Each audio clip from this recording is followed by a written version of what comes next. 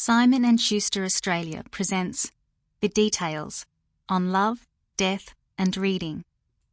Written by Tegan Bennett Daylight. Narrated by Coralie Bywater. Detail 1. When I told my mother I was bored, she would start a pilgrimage around the house.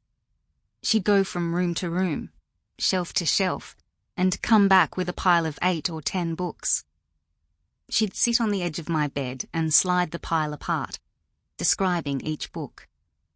Some of them I knew I would never read, either because I'd already tried them and found their first few pages dull, or because the lettering on the cover or the font inside was too small, suggesting a density of thought that I would find impenetrable.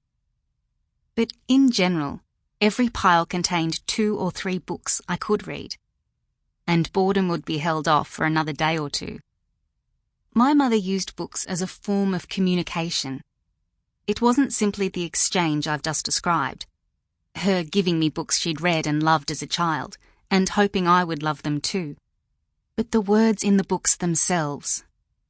If we drove towards the Gladesville Bridge at night, the lights of the cars cascading down its curve, she would quote Hart Crane, who described headlights in The Bridge as the immaculate sigh of stars. Hamlet formed a great deal of her spoken language. If I came home from school after a bad day, she'd sigh about the slings and arrows. If you asked whether she was telling the truth about something, she was likely to answer, "'Tis true, 'tis true, 'tis pity, and pity 'tis true." Now that I talk in this way to my own children, I know what was happening for her. The words of great writers somehow enrich experience. In borrowing them to describe our own lives, we're amplifying what we've seen or felt or heard.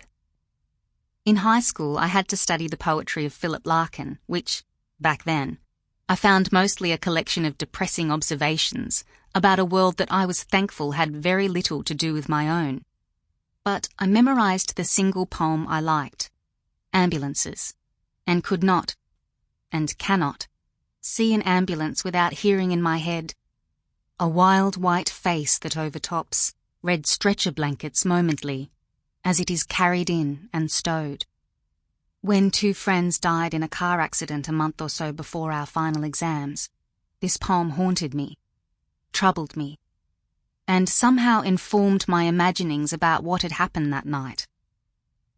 Mum, Deborah Bennett, was born Deborah Snowden Trahair in 1941.